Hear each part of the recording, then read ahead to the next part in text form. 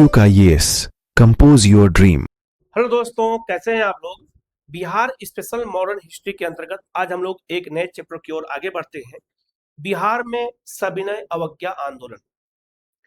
बिहार में सविनय अवज्ञा आंदोलन का क्या प्रभाव था, बिहार के किस किस जिले में कौन कौन से प्रोग्राम थे, कौन कौन से कार्यक्रम अपनाए गए, और सविनय अवज्ञा आंदोलन का मतलब क्या होता है। तो सविनय अवज्ञा का मतलब होता है कि सविनय मतलब होता है विनय पूर्वक, बिना किसी विरोध के कानून का उल्लंघन करना। अवज्ञा का मतलब होता है कानून का उल्लंघन करना। तो बिना किसी जो है विरोध के हम कानून का उल्लंघन करेंगे, और उस कानून के उल्लंघन में बिहार का क्या योगदान रहा है मॉडर्न हिस्ट्री के अंतर्गत इसको देखेंगे। तो बिहार स्पेशल, अगर हम बिहार स्पेशल हिस्ट्री देखते हैं, क्योंकि बीपीएससी ने शामिल किया है सिलेबस में, तो इसको हमें जानना जरूरी है।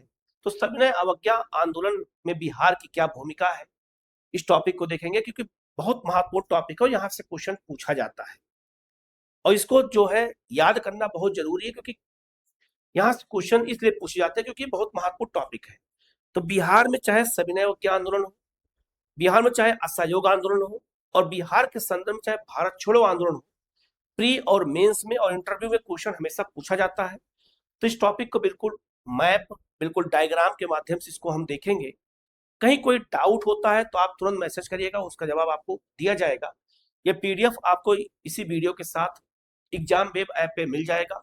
नहीं मिलता है तो मैसेज करेंगे, वो आपको प्रोवाइड करा दिया जाएगा। ठीक है, हम लोग आगे बढ़ते हैं और एक एक चीज को यहाँ पर देखेंगे। तो याद रखिएगा, अद्वितीय क्रांति के रूप में इसको जानते हैं 1930 में। तो सविनय अवज्ञा का मतलब होता है कि विनय पूर्वक कानून का उल्लंघन करना। तो महात्मा गांधी के नेतृत्व में निर्णय लिया गया कि अब हम कानून का उल्लंघन करेंगे। अभी तक हम असहयोग कर रहे थे, लेकिन अब हम ब्रिटिश सरकार के किसी भी कानून को नहीं मानेंगे, लेकिन विनय पूर्वक जो है मानेंगे। विनय पूर्वक नहीं मानेंगे, ऐसा मतलब यह हुआ कि हम विरोध नहीं करेंगे आपका, आप मुझे कितना भी मारते रहिए, लेकिन हमारी तरफ से कोई प्रतिक्रिया नहीं होगी। तो याद रखिएगा, जब ये कार्यक्रम शुरू हुआ, ये आंदोलन शुरू हुआ था, तो महात्मा गांधी ने कहा था कि प्रतिक्रिया नहीं देना है। बंबई के धरासना जैसे क्षेत्रों में लोगों को लाठियों से जब मारा गया, तो लोग जब मार खाने के आ रहे थे तो हाथ पीछे बांध के आ रहे थे कि हम कोई प्रतिक्रिया नहीं देंगे।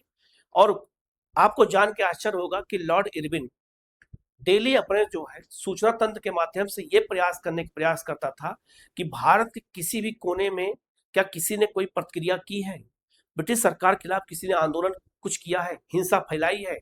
तो रिपोर्ट डेली आता था, नथिंग। इससे इरविन इतना बेचैन हुआ कि आखिर महात्मा गांधी का आंदोलन सफल कैसे हो सकता है, कि एक कितना भी मारा जा रहा है, किसी को पीटा जा रहा है। धरासना जो बंबई में धरासना था, वहां पे लोगों को इतना मारा गया था, लेकिन किसी ने एक प्रतिक्रिया नहीं दी, और हाथ पीछे बांध के आते थे मार खाने के लिए। और सेना और पुलिस मारते मारते थक गए, लेकिन मार खाने वालों की कमी नहीं हुई। तो सविनय अवज्ञा आंदोलन याद रखेगा, इसमें महिलाओं ने बढ़ चढ़ के हिस्सा लिया, और इसमें हर वर्ग ने बढ़ चढ़ के हिस्सा लिया। तो क्या बिहार का इसमें क्या योगदान है, इसको हमें देखना जरूरी है। यहाँ से क्वेश्चन पूछा जाता है, हमें गलती नहीं करनी है। कहीं अगर क्वेश्चन आए तो जो है गलत आपका ना होने पाए, तो मैप डायग्राम के माध्यम से हम लोग इसको पढ़ाएंगे। कहीं कोई डाउट होगा तो पूछ लीजिएगा। चलते हैं, आगे बढ़ते हैं। पूर्ण स्वराज लाहौर अधिवेशन 1929 में, याद रखिएगा 1929 में कांग्रेस का अधिवेशन लाहौर में बुलाया गया, और लाहौर का कांग्रेस का एक ऐतिहासिक अधिवेशन है। इस अधिवेशन के बहुत महत्वपूर्ण है। इस अधिवेशन का अध्यक्ष जवाहरलाल नेहरू को पहली बार बनाया गया था। लाहौर अधिवेशन के अध्यक्ष जवाहरलाल नेहरू पहली बार बनाए गए कांग्रेस के अध्यक्ष। ये अधिवेशन जब हुआ, तो इस अधिवेशन में याद रखिएगा, पूर्ण स्वराज का लक्ष्य या पूर्ण स्वतंत्रता का लक्ष्य कांग्रेस ने रखा। महात्मा गांधी ने जो अल्टीमेटम दे रखा था ब्रिटिश सरकार को कलकत्ता अधिवेशन में, कहा था कि 28 में कि नेहरू रिपोर्ट अगर नहीं मानी गई तो हम 1 साल बाद पूर्ण स्वराज ही लक्ष्य रखेंगे। और उसी को वादे को निभाते हुए महात्मा गांधी ने लाहौर अधिवेशन 1929 में पूर्ण स्वराज के लक्ष्य को रख दिया। और अगर आपसे क्वेश्चन पूछा जाए कि कांग्रेस ने पूर्ण स्वराज का लक्ष्य कब रखा था, तो याद रखिएगा ये 1929 के लाहौर अधिवेशन में। लेकिन कांग्रेस का स्वराज का अधिवेशन कब रखा गया था, तो याद रखना 1906 से लेकर के और 1928 तक कांग्रेस का लक्ष्य स्वराज की प्राप्ति था, ना कि पूर्ण स्वराज। और 1929 से लेकर के और 1947 तक, जब तक देश आजाद नहीं हो गया, कांग्रेस का लक्ष्य या क्या हो गया, पूर्ण स्वराज, इसे हम पूर्ण स्वाधीनता या पूर्ण स्वतंत्रता कहते हैं। तो याद रखना, लाहौर अधिवेशन में ही पूर्ण स्वराज या पूर्ण स्वतंत्रता का लक्ष्य रखा गया, इसलिए ये बहुत महत्वपूर्ण है। और दूसरा, इसी अधिवेशन में प्रत्येक 26 जनवरी को स्वाधीनता दिवस या स्वतंत्रता दिवस मनाने का निर्णय लिया गया। और पहला स्वतंत्रता दिवस याद रखिएगा 26 जनवरी 1930 को स्वाधीनता दिवस मनाया गया। पहला स्वतंत्रता दिवस 26 जनवरी 1930 को मनाया गया है, याद रखिएगा, इंपॉर्टेंट है। और इसके बाद प्रत्येक वर्ष कांग्रेस 26 जनवरी को स्वतंत्रता दिवस मनाने का निर्णय ले लिया। याद रखना, जो लाहौर अधिवेशन में पूर्ण स्वराज का लक्ष्य रखा गया, उसके पीछे कुछ कारण थे। कुछ कारणों की वजह से ही पूर्ण स्वराज का लक्ष्य रखा गया था। पहला कारण था आर्थिक मंदी 1929। वैश्विक मंदी से किसानों की दयनीय दशा और भारी लगान का बोझ था। आर्थिक मंदी से किसानों की जो दयनीय दशा हुई थी और जो भारी लगान का बोझ था, इससे भारत के लोग नाराज थे, भारत के किसान नाराज थे। और किसान कांग्रेस के अंग बन चुके थे, उनके जन आंदोलन का हिस्सा बन चुके थे। तो कांग्रेस को इनके मुद्दे के उठाना जरूरी था, ये कारण था।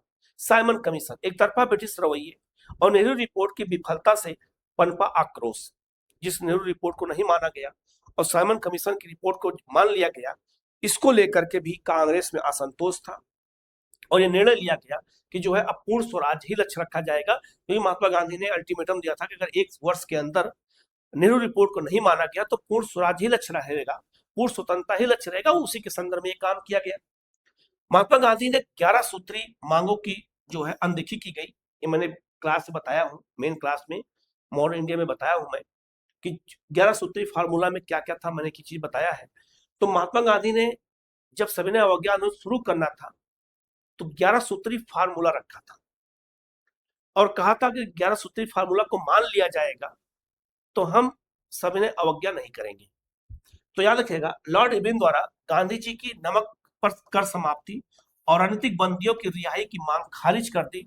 महात्मा गांधी ने कहा अब हमारे पास कोई विकल्प नहीं है, हमने रोटी मांगी थी, हमें पत्थर मिला, अब हम आंदोलन करेंगे। और इसी के साथ सविनय अवज्ञा आंदोलन शुरू करने के लिए महात्मा गांधी ने साबरमती से दांडी के बीच में नमक सत्याग्रह शुरू कर दिया। तो बिहार में भी नमक सत्याग्रह चलाया गया। कहां से कहां तक याद रखना है, बताता हूं मैं। नमक एकाधिकार, ब्रिटिश सरकार का बुनियादी जरूरत पर दमनकारी एकाधिकार और भारी कर। नमक एक ऐसा जो वस्तु है जो भारत के प्रत्येक घर में मिलता है, बिना नमक के खाना तो आपको स्वाद ही नहीं आएगा। तो नमक का जुड़ाव भारत के हर व्यक्ति से था और उस जरूरत की चीज पर भारी कर लिया जाता था। इसीलिए ब्रिटिश सरकार के इस रवैये से महात्मा गांधी ने निर्णय लिया कि हम नमक कर से ही सविनय अवज्ञा शुरू करेंगे और नमक कानून को नहीं मानेंगे, हम नमक कानून का अवज्ञा करेंगे। और नमक को ही पहले चुना गया क्योंकि नमक से भावनात्मक रूप से सबका लगाव था, सबके घरों में नमक होता था। तो निर्णय ले लिया गया कि किसी भी कीमत पर नमक कर नहीं दिया जाएगा। और महात्मा गांधी ने साबरमती से और दांडी के लिए यात्रा शुरू कर दी, जिसको मैंने मेन क्लास में पढ़ाया है। उसको आज देखेंगे। हम यहाँ चूंकि बिहार के बारे में बताएंगे, बिहार में उसका क्या था, और बिहार में क्योंकि सिलेबस में बीपीएससी ने शामिल किया है तो इसको हमें अलग से पढ़ना पड़ता है। आगे बढ़ते हैं।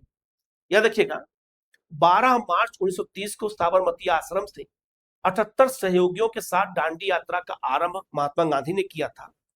और महात्मा गांधी जब साबरमती आश्रम से निकले थे तो उन्होंने एक संकल्प लिया था कि जब तक देश आजाद नहीं हो जाएगा अब तब तक हम साबरमती आश्रम वापस नहीं लौटेंगे। तो महात्मा गांधी साबरमती आश्रम को 12 मार्च को छोड़ दिया था और कहा कि दोबारा अब हम तभी लौटेंगे जब देश आजाद हो जाएगा। और लौटे भी नहीं, देश आजादी के बाद ही लौटे थे, याद रखिएगा। तो 78 सहयोगियों के साथ दांडी यात्रा का आरंभ महात्मा गांधी ने किया था 12 मार्च को। ये यात्रा चलती रही और यात्रा में 78 लोग शामिल थे। लेकिन जब यात्रा पहुंची कहां पर, यात्रा जब पहुंची दांडी पहुंची, तो दांडी में याद रखिएगा 6 अप्रैल को 30 को दांडी तट पर लोग पहुंचे और नमक कानून का ऐतिहासिक उल्लंघन किया। नमक कानून का ऐतिहासिक उल्लंघन किया गया और कहा गया नमक कानून को अब नहीं माना जाएगा और नहीं मानेंगे हम।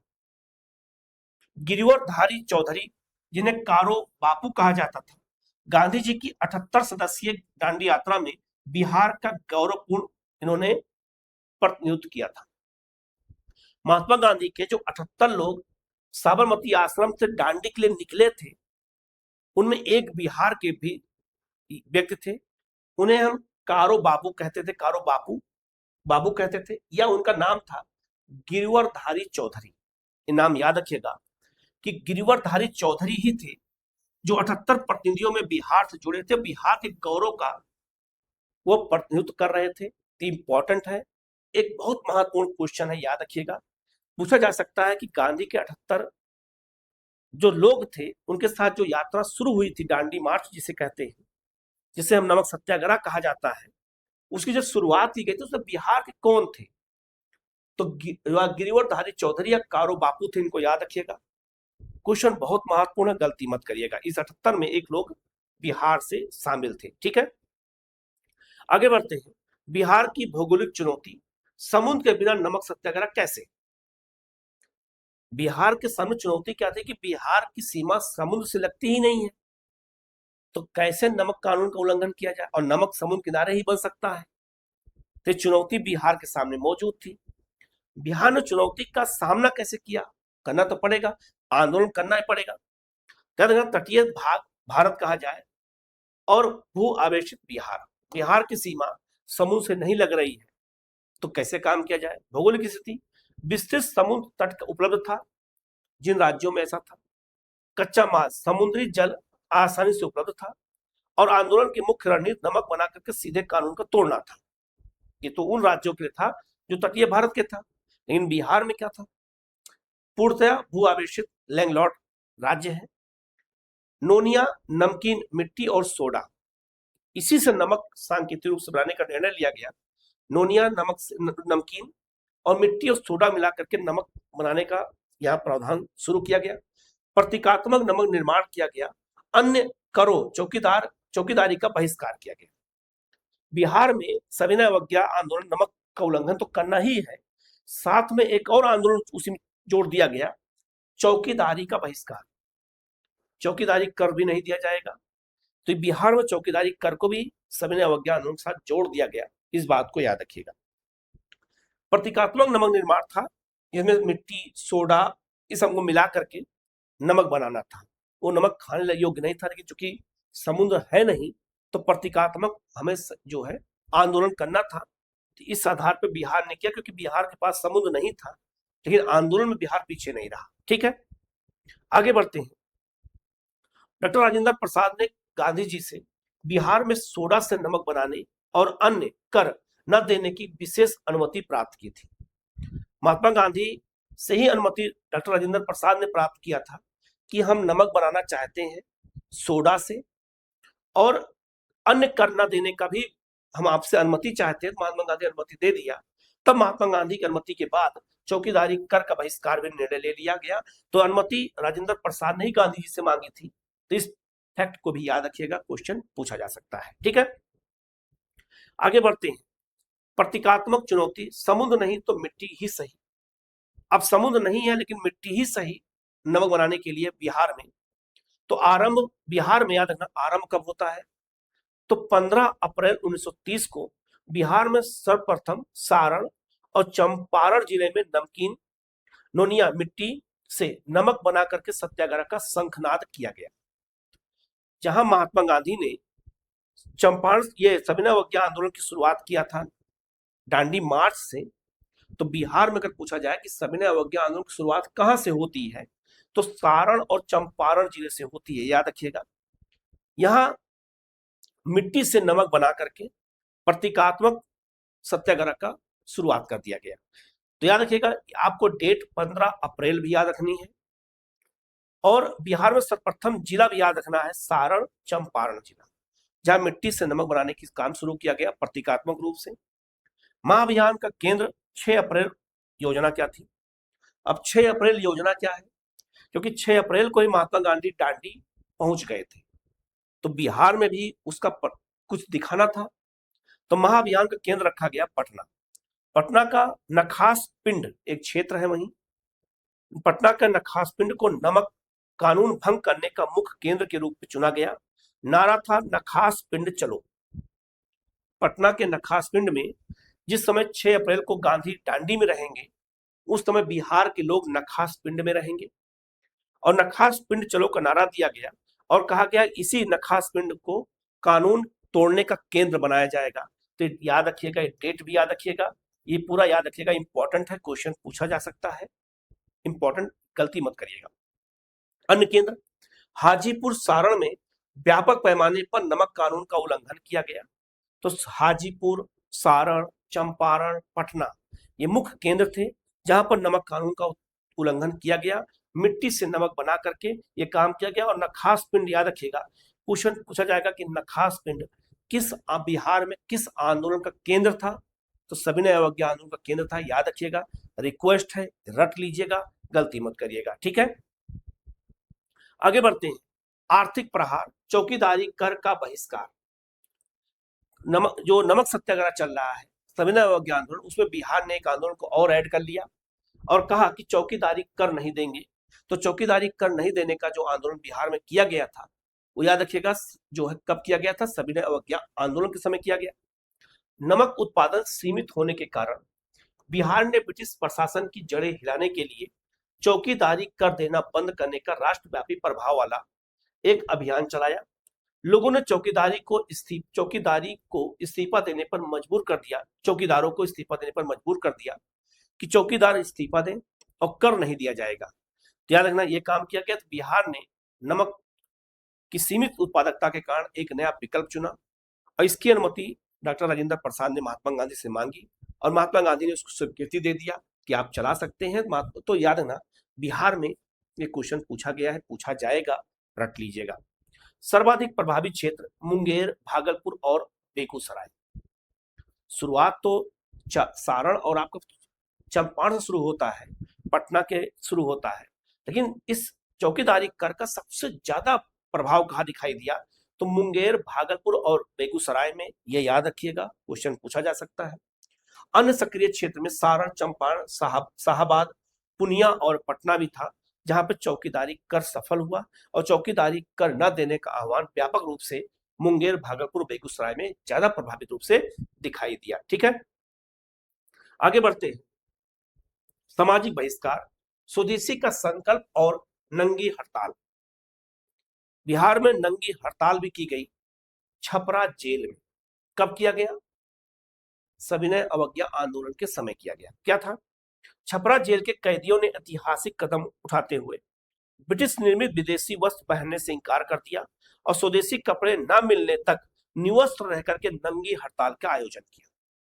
यह भी सविनय अवज्ञा आंदोलन में छपरा जेल में हुआ है, नंगी हड़ताल। ये भी याद रखिएगा, क्वेश्चन पूछा जा सकता है, क्योंकि जब विदेशी वस्त्र नहीं पहनेंगे तो ब्रिटिश सरकार ने जेल के कैदियों को कपड़ा दिया ही नहीं, तो वो नग्न अवस्था में निवस्त्र होकर के कहा कि हम नंगी हड़ताल करेंगे। और ये एक नया तरीका, नया कार्यक्रम बिहार में दिखा, छपरा जेल में नंगी हड़ताल। याद रखिएगा, बहुत महत्वपूर्ण क्वेश्चन है, गलती मत करिएगा, इंपॉर्टेंट है, गलती मत करिएगा, ठीक है। दूसरा, स्वदेशी संघ की स्थापना पटना में मई 1930 में की गई। स्वदेशी संघ बनाया गया, याद रखिएगा, पटना में। शराब और विदेशी वस्तुओं की दुकानों पर पैकेटिंग धरना दिया गया, अर्थात महिलाओं से कहा गया कि शराब और विदेशी वस्तुओं की दुकानों पर धरना दो। और शराब की दुकानों पर धरना इसलिए दो क्योंकि पुरुष चोरी छुपे जाके पीने न पाए। पता लगा आंदोलन कर रहे, थक गए, जाके घूंट लगा लिया। नेतृत्व अध्यक्ष सर अली इमाम इसके अध्यक्ष बनाए गए स्वदेशी संघ की स्थापना के। उपाध्यक्ष सच्चिदानंद सिन्हा थे और केबी दत्त मुख्य सचिव हसन इमाम थे। आदिवासी भागीदारी क्या थी? अब याद रखना, इसी में आदिवासियों ने भी भागीदारी किया सविनय अवज्ञा आंदोलन में। तो संथाल परगना में आदिवासियों द्वारा शराबबंदी और विदेशी वस्तुओं का कड़ा बहिष्कार किया गया। तो संथाल परगना में जनजातियों ने भी बढ़ चढ़ के हिस्सा लिया और महात्मा गांधी का सहयोग करने का निर्णय लिया। ये भी इंपॉर्टेंट है, याद रखिएगा, क्वेश्चन अगर आए तो गलत ना होने पाए। विद्रोह का मानचित्र, बहुआयामी सत्याग्रह की बात करते हैं तो सारण और आपका जो है और चंपारण, सारण चंपारण की बात करें तो नोनिया मिट्टी से नमक का निर्माण किया गया। यही शुरुआत होती है। पटना में जो छपरा में विदेशी वस्तुओं का दहन और नंगी हड़ताल का आयोजन कहाँ किया गया? छपरा में किया गया। सविनय अवज्ञा आंदोलन के दौरान किया गया। कैमूर और शाहबाद में वन कानूनों का उल्लंघन किया गया। इन लोगों ने वन कानून का उल्लंघन किया क्योंकि कैमूर और रोहतास में वन ज्यादा है, तो अब वन कानून का उल्लंघन कर दिया गया। मुंगेर, बेगूसराय और भागलपुर में चौकीदारी कर पूर्णबंदी हो गई। बिहार में सत्याग्रहियों पर भारी पुलिस लाठीचार्ज किया गया। यहाँ पर संथाल परगना के आदिवासी क्षेत्रों में शराबबंदी लागू की गई। अब आदिवासियों ने भी बढ़ चढ़ के हिस्सा लिया। तो बिहार के किस किस क्षेत्र में कौन कौन से काम हुए हैं, मैप के आधार पर जब आप पढ़ेंगे तो हमें याद हो जाएगा। और पटना में नखास पिंड अभियान चलाया गया और स्वदेशी संघ की स्थापना यहीं पर की गई थी। कहां पर? याद रखिएगा, जो है पटना में। इंपॉर्टेंट है, इसको अच्छे से याद रखिएगा, क्वेश्चन अगर आए तो आपका गलत ना होने पाए। ठीक है। क्रांति के सूत्रधार बिहार के स्थानीय नेतृत्व। अभी तक मैंने बिहार के किस क्षेत्र में क्या क्या घटना हुई है जान लिया। चौकीदारी भी शुरू हुआ, चौकीदारी कर नहीं देना है, नंगी हड़ताल किया गया, नमक बनाया गया, केंद्र नखास पिंड रखा गया, स्वदेशी संघ की स्थापना की गई, वहां नमक को पैक करके बेचा जाने लगा। कैमूर में वन कानून तोड़ दिया गया। लेकिन बिहार के सविनय अवज्ञा आंदोलन के प्रमुख नेता कौन कौन थे, इनको भी जान लेते हैं। वो कहां से नेतृत्व कर रहे थे, क्या काम कर रहे थे। जैसे डॉक्टर राजेंद्र प्रसाद, ये मुख्य रणनीतिकार थे। यही मुख्य रणनीतिकार सविनय अवज्ञा आंदोलन के बिहार में यही थे। पूरे बिहार में आंदोलन की रूपरेखा और गांधी जी से समन्वय इन्होंने ही रखा था। गांधी जी से अनुमति भी लिया था, मैंने बता ही दिया है। श्री कृष्ण सिंह मुंगेर में चौकीदारी कर न देने के अभियान के प्रमुख संचालक थे। तो मुंगेर में जो चौकीदारी कर नहीं देना था सविनय अवज्ञा आंदोलन के दौरान, तो उसके मुख्य रणनीतिकार, मुख्य काम कौन देख रहा था? श्री कृष्ण सिंह देख रहे थे मुंगेर में। याद रखिएगा, मोस्ट इंपॉर्टेंट है। विपिन बिहारी वर्मा ये चंपारण में नमक सत्याग्रह का सफल जमींदारी नेतृत्व कर रहे थे। तो विपिन बिहारी वर्मा चंपारण में नमक सत्याग्रह को देख रहे थे, कार्यक्रम को। अंबिका कांत सिन्हा, याद रखिएगा, इन सबके नाम याद रखिएगा, क्वेश्चन आते हैं। अंबिका कांत सिन्हा पटना में नखास पिंड में नमक कानून तोड़ने वाले जत्थे के नायक थे। मोस्ट इंपॉर्टेंट है, पूछा जाएगा कि नखास पिंड में जो नमक कानून तोड़ा जा रहा था, उल्लंघन हो रहा था, तो उसका नेतृत्व कौन कर रहा था नखास पिंड में? तो पटना के नखास पिंड में अंबिका कांत सिन्हा थे। क्वेश्चन अगर आ जाए बुखार चढ़ जाएगा लोगों को। ठीक है। स्वामी सहजानंद और अब्दुल बारी का काम कर रहे थे। किसानों का एकीकरण, वह जो है बीरपुर में पुलिस दमन का कड़ा विरोध कर रहे थे ये लोग। और अनुग्रह नारायण सिन्हा जो है पटना और शाहबाद में विदेशी वस्तुओं का बहिष्कार और कर विरोध कर रहे थे। तो अपने अपने तरीके से अपने अपने नेता अपने अपने क्षेत्रों में काम कर रहे थे और सविनय अवज्ञा आंदोलन को सफल बनाने का प्रयास कर रहे थे। तो इसको याद रखिएगा, प्रमुख नेता कौन कौन थे, कहां कहां क्या काम कर रहे थे, प्रमुख क्षेत्र कौन कौन था, सबको याद रखिएगा। यहां से क्वेश्चन पूछा जाता है, गलती मत करिएगा, रिक्वेस्ट है, अच्छे से इसको देख लीजिएगा। ब्रिटिश दमन और अटूट श्रृंखला।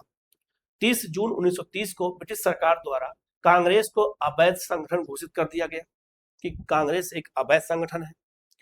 5 जुलाई 1930 को डॉक्टर राजेंद्र प्रसाद गिरफ्तार कर लिया गया, उन्हें 6 माह की कैद सुनाई गई। 6 माह उनको 6 माह कैद में रखा गया। उत्तराधिकार की रणनीति। गिरफ्तारी से पूर्व राजेंद्र प्रसाद ने भागलपुर के दीप नारायण सिंह को प्रांतीय प्रशासक मनोनीत किया, जिससे नेतृत्व का शून्य न हो। अब आपसे क्वेश्चन पूछा जाएगा कि सविनय अवज्ञा आंदोलन के दौरान जब राजेंद्र प्रसाद को गिरफ्तार कर लिया गया तो उन्होंने अपना उत्तराधिकारी किसको चुना? तो याद रखना, भागलपुर के दीप नारायण सिंह थे, इन्हीं को चुना और दीप नारायण सिंह ने ही नेतृत्व किया था। याद रखिएगा, किसके वो थे उत्तराधिकारी? राजेंद्र प्रसाद के। दमन के बावजूद भागलपुर के बीरपुर में लाठीचार्ज झेल करके भी सत्याग्रह डटे रहे। मार खाए लेकिन सत्याग्रही हटे नहीं। ये क्योंकि महात्मा गांधी ने कहा था कि कितना भी मार पड़ जाए लेकिन हमें अवज्ञा करनी है तो करनी है, ये बात याद रखिएगा। ठीक है। निष्कर्ष, सीमाओं के पार एक अद्वितीय स्वरूप, स्वतंत्रता का अटूट संकल्प, प्रतीकात्मक नोनिया मिट्टी और आपका सोडे से नमक बनाया बिहार में। आर्थिक, चौकीदारी कर की पूर्ण पाबंदी बिहार में लगाई गई। सामाजिक, स्वदेशी संघ और नंगी हड़ताल का आयोजन किया गया। ये बिहार में उस समय के प्रमुख कार्यक्रम थे। बिहार ने सिद्ध कर दिया कि सविनय अवज्ञा केवल तटीय राज्यों तक सीमित नहीं था। भौगोलिक सीमाओं को पार करते हुए बिहार ने अपनी स्थानीय चुनौतियों को भी ब्रिटिश साम्राज्य के खिलाफ हथियार बना लिया। तो चाहे समुद्र हो या ना हो, लेकिन बिहार पीछे नहीं रहा और बिहार ने बढ़ चढ़ के हिस्सा लिया, याद रखिएगा। अंतिम पड़ाव 26 जनवरी 1931 को अनुग्रह नारायण सिंह द्वारा पटना के भंवर पोखर पार्क में राष्ट्रीय झंडा फहरा करके अजय संकल्प का प्रदर्शन किया, ये भी याद रखना। तो 26 जनवरी 1930 को पहली बार स्वतंत्रता दिवस मनाया गया। तो बिहार में पहली बार स्वतंत्रता दिवस का झंडा कब फहराया गया? यह 26 जनवरी 1931 को। झंडा फहराया किसने? अनुग्रह नारायण सिंह ने फहराया। एक दो क्वेश्चन। तीसरा, झंडा कहाँ फहराया गया? पटना में। पटना में कहाँ फहराया गया? तो भंवर पोखर पार्क में राष्ट्रीय झंडा फहरा करके ये काम किया। तो 26 जनवरी 1931 में बिहार में पहली बार स्वतंत्रता दिवस मनाया गया था। अनुग्रह नारायण सिंह के नेतृत्व में मनाया गया था, याद रखिएगा। तो याद रखना, बिहार में सविनय अवज्ञा आंदोलन के लिए क्या क्या काम हुए थे, प्रमुख नेता कौन थे, कौन कौन से जो है नेता और कहाँ कहाँ काम किए हैं, कौन कौन से क्षेत्र थे, सब मैंने बता दिया है। ये बहुत महत्वपूर्ण वीडियो है, देखिएगा। कहीं कोई डाउट होता है तो पूछ लीजिएगा, उसका जवाब दिया जाएगा। ये पीडीएफ और ये वीडियो सब आपको एग्जाम में ऐप पे मिल जाएगा। नहीं मिलेगा मुझे मैसेज करिएगा, मिल जाएगा आपको। और आपको तैयारी अच्छे से करिए। कहीं कोई डाउट होगा तो आप पूछ लीजिएगा। वीडियो कैसा लगा कमेंट करके जरूर बताइएगा। तो आज हम लोग यहीं तक करते हैं, मिलते हैं हम लोग एक नए क्लास के साथ। Okay, thank you.